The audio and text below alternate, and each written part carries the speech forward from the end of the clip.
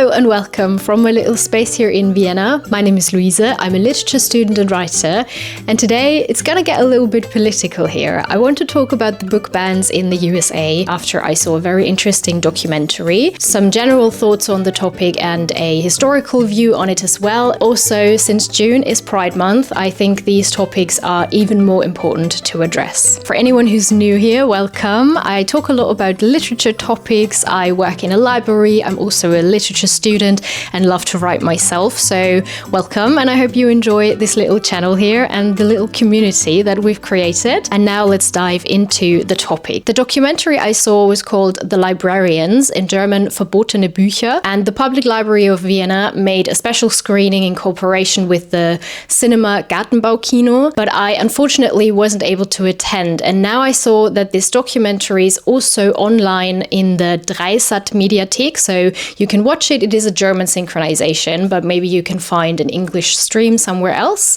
So I was able to recently watch it and I felt like it's very interesting. The main public library also had a shelf recently with lots of different banned books from the US, and I was really surprised of the books that were banned. So the banned books, that doesn't mean that they are banned in every state or in every institution. So it's very specific libraries in a special town where they are banned, but this whole topic started to spread quite wide, which you can see in this documentary. They mostly interviewed librarians from different towns and talked to them about all the obstacles they were facing right now. They also included the other perspective and filmed some meetings where all of it came together, which was quite intense. Books are cancelled for their topics such as LGBTQ, race, sex education, and history, such as history of abortion. Books that make people feel discomfort, guilt, or anguish due to race or sex. This is how they describe it and how they argue this whole situation. Hello, editing me here real quick. I just wanted to give a little bit more context on the last statement, because this was made specifically by a guy called Matt Krause. He is a lawmaker in Texas and suggested around 850 books to be banned. He made a list. The books that he challenges on this list are, for example, books on American history, especially from Indigenous people and African American people, books on the topic race, for example, also many books on LGBTQ plus rights and identity, but also young adults learning about their bodies and how they function and, you know, everything around puberty, like very natural things one might think. These books are supposed to be banned in school libraries or in children and young adult sections, so that children cannot access these books and cannot be confronted with these subjects and contents. And it reminds of certain historical aspects from the Nazi regime, of how they used their propaganda, where they also banned books and also had book burnings, which I'm going to talk about a little bit later in this video. That's it from me. Let's go back to other arguments in this whole discussion. They often argue that these books contain pornographic materials, which are not okay for especially the children to read. What becomes clear is that most people who challenge books to be banned are very fundamentalist, traditional, and religious, and this is not aligning with their set of values. Their argumentation often made me question if they even know what pornographic means.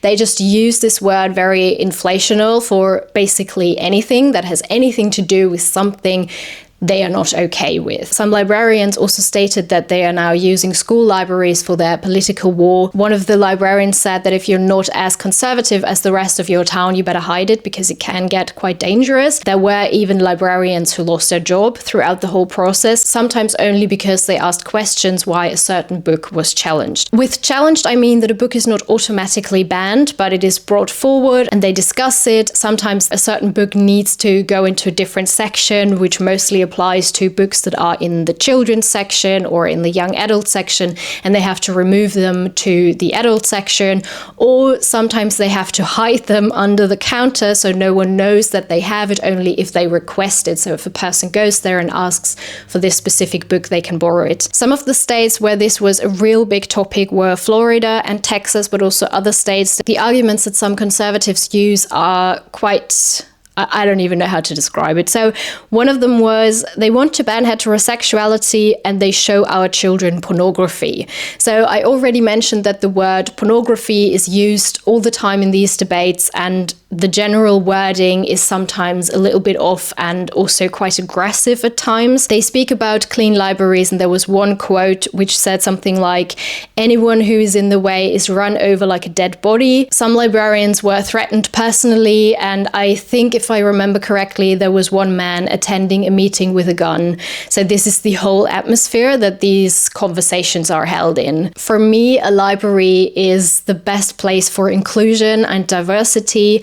I see it in my library where I work as an assistant all the time. There are so many different people coming from every, how do you say that, walks of life? From every walks of life? I don't know if this is the right expression, but so many backgrounds, culturally, economically, and they speak different languages. Sometimes it's pretty difficult to understand what the people need and how to help them. But it is beautiful because we do have books in many languages. Hearing all these debates and that some of the things are even questioned is so wild to me, and to imagine that this is a reality. There was one librarian who said something quite vital. It was something along the line that some conservatives make decisions based not only on what isn't right for their own children, but what is wrong for all other children as well. There was one more aspect that really stood out to me. There was a man and a woman, and she states that she knows that her ancestors held slavery, and she is confronting herself with the history of her family. And the man says that he doesn't understand why we should teach white children this awful history, this part of the history of slavery, because he said something like, white children will only learn how to hate their country, and then they won't have a country anymore. This is a very peculiar way of arguing and of thinking, because I have many thoughts on this. As an Austrian and also as a German, you have quite the awareness of the historical burden and the historical background. And remembrance is held extremely high here. And it doesn't make me hate my country. It makes me hate what happened in the past. It makes me question it, and also especially question certain things that happen nowadays, and look close to what's going on with our political situation, especially what some people still believe nowadays. It makes me reflect a lot, sometimes distance myself from certain traditions if I feel it's necessary for me. I personally think that there is a great responsibility in remembering, and that it is so important. And for me, it was very normal to learn about the Holocaust in school. So we talked about it quite a lot. We went to 2 different concentration camps. At least my teachers made it very sensible. Like I said, we had many discussions beforehand, during, and after. It was also okay if a student didn't want to come along because it was too heavy for them, or if a student needed to step out of a room during the tour because it was just too much to handle. And a lot of preparation, at least that's my experience. It might be different for other people in other schools, but I am convinced that remembrance helps not to repeat history, also to sharpen our perspectives and maybe be aware of problematic things happening around us. I guess it's also a way of healing for an individual person, but also for a nation. We obviously can't repair what happened, but we can make sure that it doesn't happen again. I personally want to be in this conversation because it matters, and I think most people are very capable of having this conversation and of being confronted with these aspects. And another thought was, I don't know if this makes sense, but to kind of give the people a voice who are not able to talk about it because they are maybe not around anymore, or because it's too hard for them to talk about it because it's so painful. There are also people in Austria who don't want to remember, mostly because of the argument, I didn't do it, I would say that's a lazy argument, and I think that a society and also an individual can grow from learning about the past that it inevitably has, even though it might be uncomfortable. And I would hope that education is therefore to learn not to answer in hate and ignorance, but with a critical mind and openness. There was a long excursion on that one quote by that man, but I felt like it's important and necessary, and also leads to the next topic of the book burnings. Okay, I'll just get my notes here. So the book burnings during the Nazi regime were organized by the NSDAP and their sub-organizations such as the Hitlerjugend, the SA, and the Deutsche Studentenschaft, which is the German student union. What was banned? It was books written by Jewish people, communists, socialists, anarchists,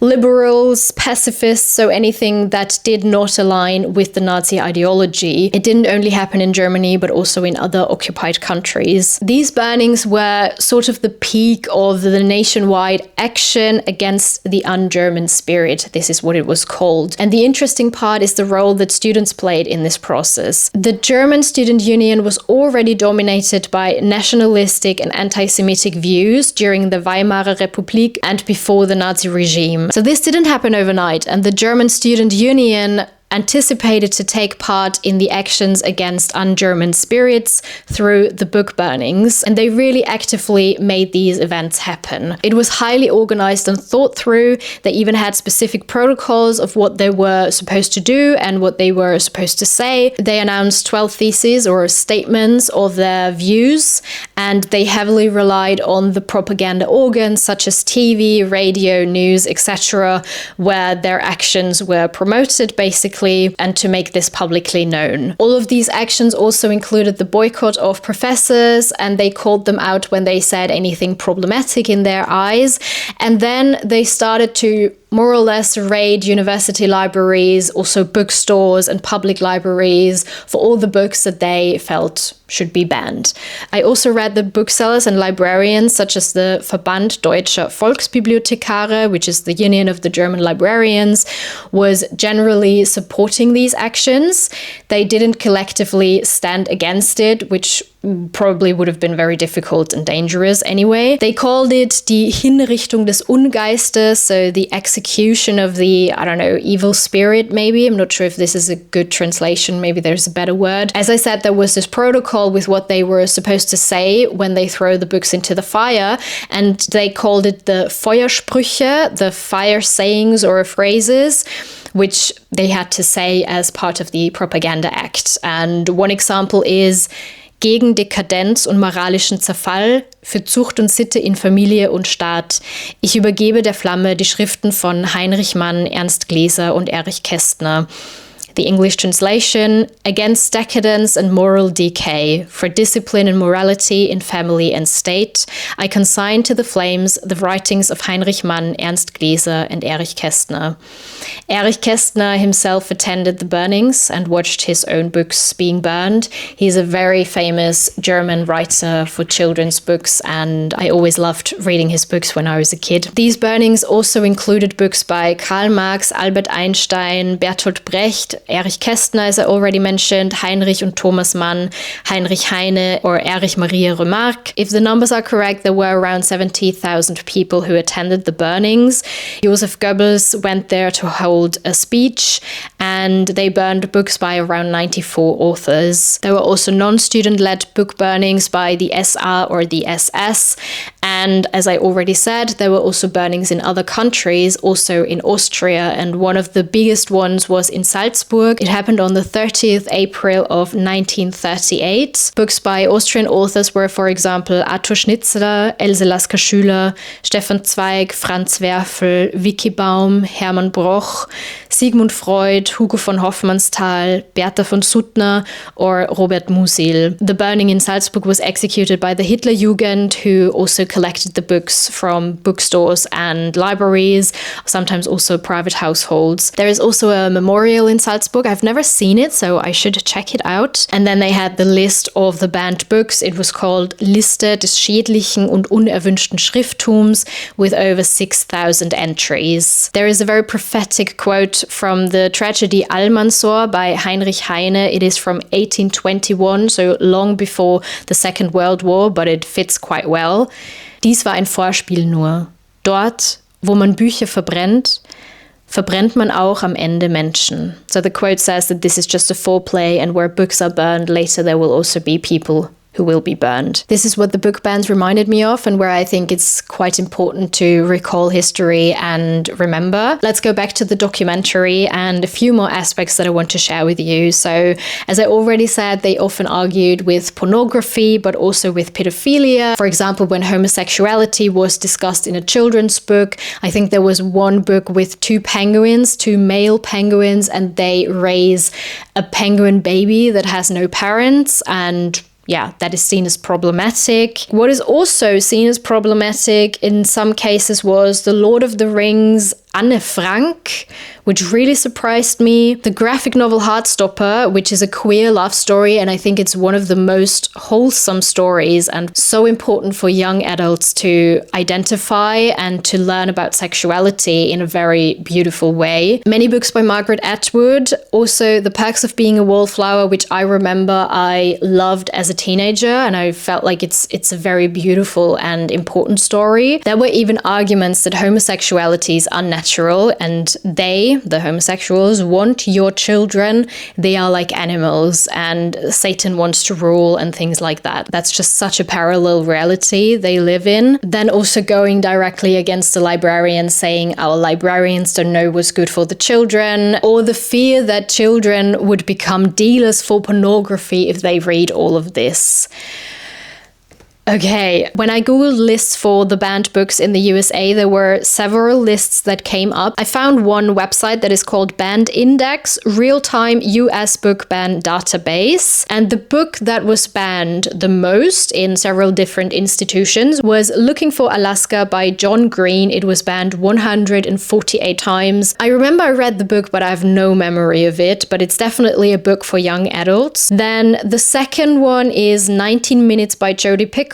It's banned 145 times. Then we have on the third place The Perks of Being a Wallflower by Stephen Chbosky. I'm not entirely sure how to pronounce the name, I'm so sorry.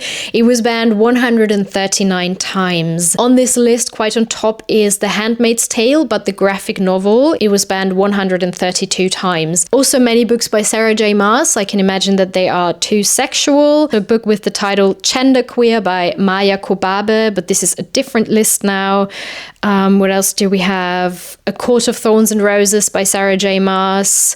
A Clockwork Orange by Anthony Burgess. I saw that quite a lot on different lists. Also the book All Boys Aren't Blue by George M. Johnson, and it's about a black queer boy. So you see the pattern here. There are many interesting articles when you Google the topic, and as I said, the documentary The Librarians, or in German Verbotene Bücher, is quite interesting. I can recommend it, and I would love to hear your thoughts on this topic. For me, it is quite incomprehensible that these books are actually banned, and I think it's a bit scary. It's so otherworldly, sort of. The fact that being different, like being queer or being a person of color, can evoke such anger and fear in people is so tragic. And I really invite you to put your own thoughts into that topic. If you want to comment something, please stay civilized and respectful, obviously, as usual. A couple of days ago, there was the Pride Parade here in Vienna, and it is not legally possible to do this everywhere in the world. So even more reason to go out and demonstrate and celebrate differences. And for me to upload this video, I really hope that it is interesting for you. It is time to finish my tea, and wherever you are in the world, I hope you are having a good time and you have access to the books that you want to read. I wish you all the best, and I'll see you in my next video. Goodbye. Quite ridiculous. Okay, whoops.